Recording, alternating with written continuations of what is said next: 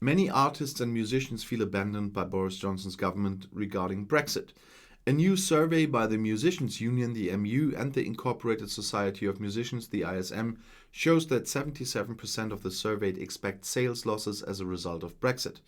Brexit creates enormous bureaucratic hurdles that make tours and performances within the EU not only more complicated, but above all, more expensive for British artists.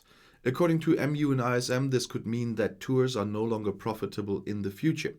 They say, to tour the EU, artists need documents such as work permits, visas, and customs registration forms for the equipment. Applying for these is not only time-consuming, but also expensive.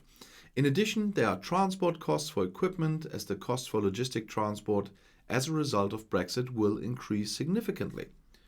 Some study participants feared that the cost of touring could add around £15,000 per tour. According to their own information, only 43% of the artists surveyed therefore plan to go on tour within the EU in the future.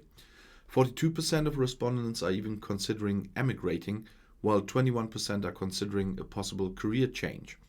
For MU General Secretary Horace Trowbridge, the survey shows that British musicians are forced to think about drastic measures because of the enormous obstacles they face. And they say the British Parliament is to blame.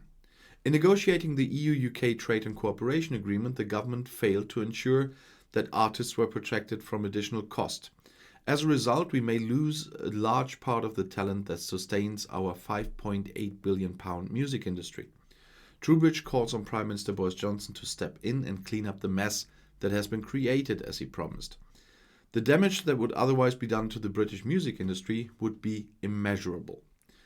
Deborah Ennetts, chief executive of ISM, adds, "We have clear evidence that post-Brexit musicians will face huge additional costs and lower revenues for touring Europe. It is time to come up with effective solutions before even more artists emigrate to the EU or start to stop their careers, I would say. Musicians are cultural ambassadors for Great Britain and make an enormous contribution to the country's economy and global reputation. Therefore, the Prime Minister must keep his promise to resolve this crisis." And as much as I like British music, as much as I like British artists, I completely have to disagree on the latter. About the bureaucracy and the costs, I totally agree. That's the consequence of Brexit. But I don't agree with the solution, especially for artists, because all workers in the UK, no matter what profession, have to be treated equally. We cannot start the cherry-picking part again.